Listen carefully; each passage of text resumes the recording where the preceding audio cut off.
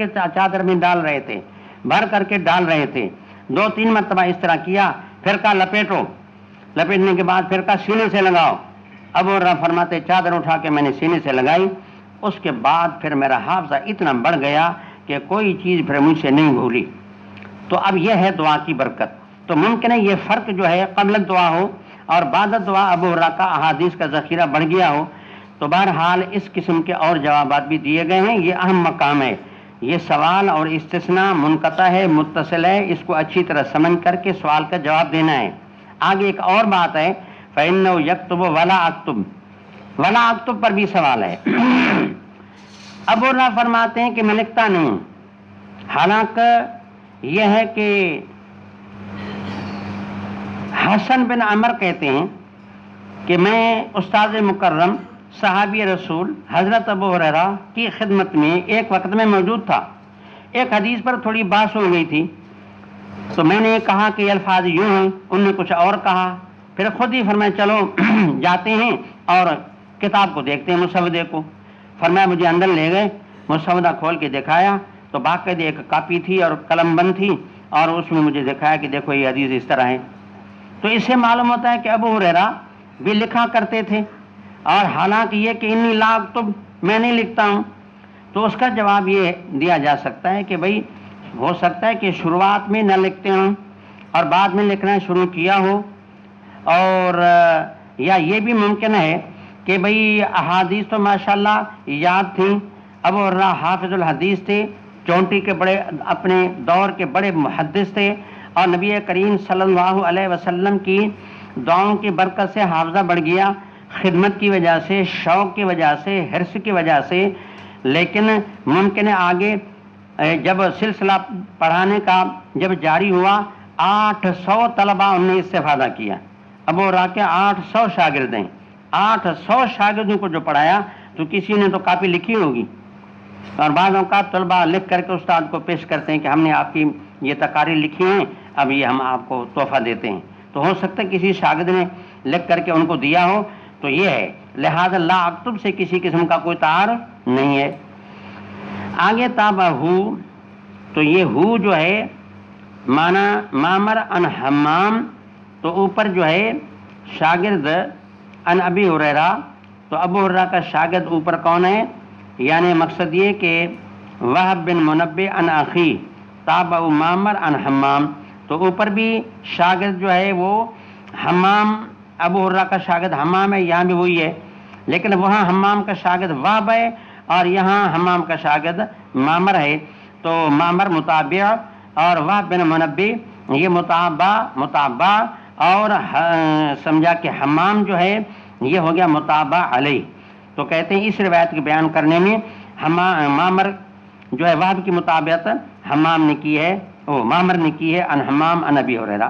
اور آگے یہ ہے حدثنا یحییٰ ابن سلیمان قال حدثنی ابن وہب قال اخبرنی یونس عن ابن شہاب عن عبید اللہ ابن عبد اللہ عن ابن عباس رضی اللہ تعالی عنہ وعنہم قال لما اشتد بالنبی صلی اللہ علیہ وسلم وجعه قال اتونی بکتاب اکتب لکم کتابا لا تضلوا بعدہ قال عمر ان النبی صلی اللہ علیہ وسلم غلبه الوجع وعندنا کتاب اللہ حسبنا فاختلفوا وكثر اللغط قال قوموا عني ولا ينبغي عندي التنازع فخرج ابن عباس يقول ان الرزية كل الرزية ما حال بين رسول الله صلی اللہ علیہ وسلم بین کتابی۔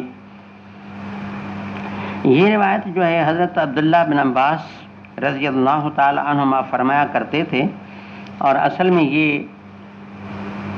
یعنی واقعہ وہ ہے نبی کریم صلی اللہ علیہ وسلم کے مرض الموت کا یہ واقعہ ہے۔ جمعرات کا دن تھا اور حضرت صلی اللہ علیہ وسلم کو تکلیف تھی، صحابہ کرام کافی موجود تھے۔ فرمایا ایتونی بکتابن، میرے پاس کوئی مکتوب فی، بکتابن مانا مکتوب فی یعنی کو کاغذ میرے پاس لے آؤ، اکتب لکم کتابن۔ اب یہاں کتاب سے مراد ہے مکتوب، پہلے کتاب سے مراد ہے مکتوب فی، کہ کوئی مکتوب فی لاؤ، تو کوئی مکتوب لکھوں یعنی لکھواؤں۔ تو یہ حکم دیا، یہ وہی مسئلہ کرتاس کا ہے جو اس عنوان سے مشہور ہے. اس کے لیے اس کو سمجھنا ضروری ہے، اور یہ حدیث پوری صحیح بخاری میں گردش کرتی رہے گی، لہذا اس کو ایک مرتبہ آپ سمجھ لیں کہ مسئلہ کرتاس کی حقیقت کیا تھی.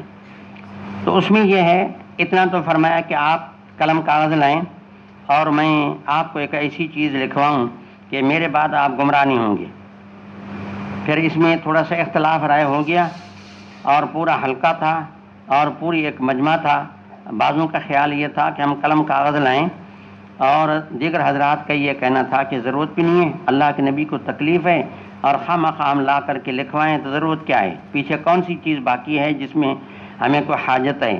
بہرحال شفقتاً فرما رہے ہیں، لیکن ضرورت تو اس بات کی نہیں ہے. چنانچہ حضرت عمر رضی اللہ تعالیٰ عنہ واضح الفاظ میں کہہ دیا، حسبنا کتاب اللہ، کہ اللہ کی کتاب جو ہے قرآن کریم کافی وافی شافی ہے، تو ضرورت بظاہر کس چیز کی نہیں ہے، لہٰذا اللہ کے نبی کو تکلیف دینے کی کوئی ضرورت نہیں. اس طرح پھر جب اختلاف رائے تھوڑا سا اور بھی زیادہ ہوا، تو 2 بندے یا 3 بندے یا مجمع جب زیادہ ہوں تو یعنی اگر وہ نہ بھی چاہیں تو پھر بھی بہرحال سارے بندے تھوڑی بات کریں گے تو نمونہ شور کا ہو جائے گا. اگرچہ نہ اختلاف ہو، نہ جھگڑا ہو، نہ شور کا ارادہ ہو، تاہم یہ ہے کہ اتفاقاً ایسا ہو جاتا ہے کہ جیسا نا ایک انداز شور کا ہو جائے، مریض کو تھوڑی گفتگو بھی اچھی نہیں لگتی. فرمایا کہ بس اب چھوڑو، بس تم اٹھو اور اس بات کو چھوڑو، جس حال میں ہوں میں بہتر ہوں. بار اتنا فرمایا، اور اس کے بعد جو ہے یعنی پھر تکلیف تو رہی، 5 دن زندہ باد میں بھی رہے. اتنی سی بات ہے. اب یہاں ایک مسئلہ پیدا ہو گیا کہ جی یہ کیا معاملہ تھا اور کیا مقصد تھا، اللہ کے نبی کیا لکھوانا چاہتے تھے، اور اگر کچھ لکھوانا چاہتے تھے تو حضرت عمر نے مخالفت کیوں کی. اس میں چمیں گویاں بالخصوص شیعہ کی طرف سے شروع ہو گئیں، بقول ان کے کہ حضرت نبی کریم صلی اللہ علیہ وسلم حضرت علی رضی اللہ تعالیٰ عنہ کی خلافت بلا فصل لکھوانا چاہتے تھے. قلم کاغذ لاؤ تو خلافت بلا فصل لکھ کے دوں، ان کی امامت کا فیصلہ بھی سناؤں. لیکن حضرت عمر اس رات کو سمجھ گئے، لہٰذا انہوں نے کہا قرآن کافی ہے. اس طرح جو ہے وہ معاملے کو ادھر ادھر کر دیا، ورنہ حقیقت میں مقصد یہ تھا.